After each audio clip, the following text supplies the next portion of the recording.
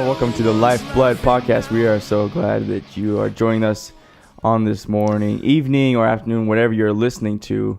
Donuts aren't the best thing that you could eat, but we hope that this is a little treat for you. We got everything you need. It'll fill your brain with all the sugars and carbs. Nourishment that you need, just as much as a donut, but we got 3 juicy ones.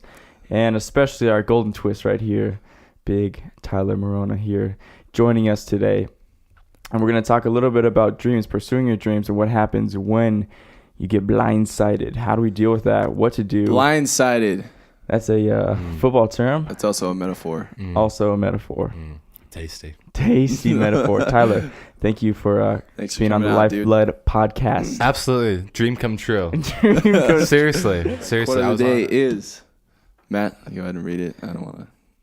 This is by a dear friend of ours, someone who I've known since I was a child and have just always looked up to him, even though if I really saw him, I would look down to him.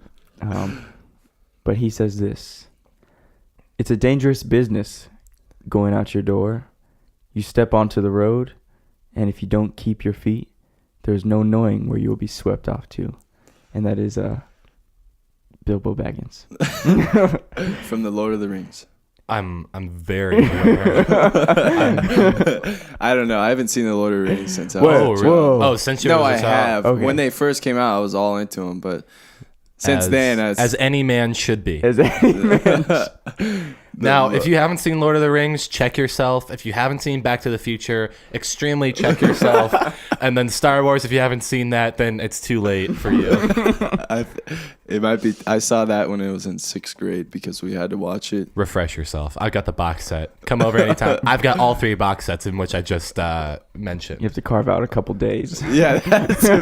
We're just going to do a 24-hour marathon. No sleep. Lord of the Rings is going to take about 13. Star Wars is going to take about 14. Oh, that's already more than a day. Okay. And then Back to the Future. And then Back to the Future, that'll be like a swift 9 hours. Yeah. So we're looking at a swift 36 hours. It'll go by fast. It really will. The amount of joy I'll be having while watching all 3 of those series will be unfathomable. Therefore, no time can hold together. We should definitely, if we do it, like get some portable porta potty sofa cushions, so that way we don't have to ever leak ourselves right in the. They actually have diapers at the hospital that we could get. So okay.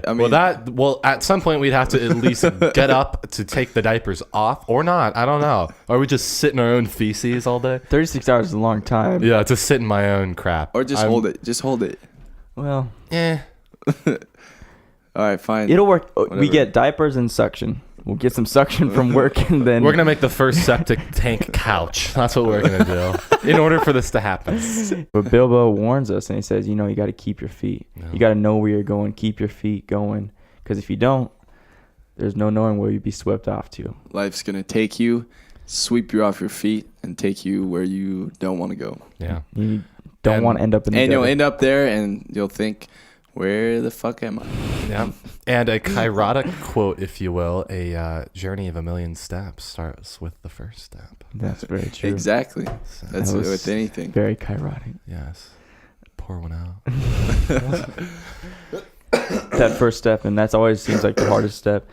But once you make it, knowing from experience, as right now I'm going through a little transitional phase, the first step you take is the hardest one, but once you take it, it seems like your body's just leaning forward and you're just dying to take the next couple steps and just continue on that road. But just have that direction.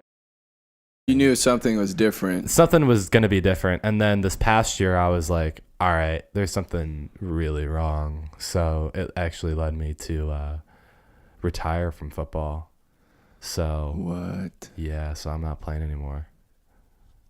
Which is crazy because you went through high school. That's what you want to do. You literally channeled your life to be a football player, and now you basically when I got to where I wanted to be, it was like that's the end, man. You made the choice, the conscious choice, or was everybody saying that you had to stop?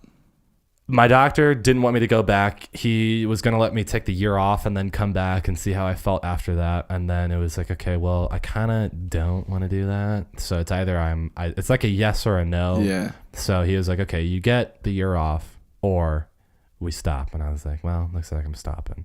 Wow. Yeah. So That's a big turn of events for you.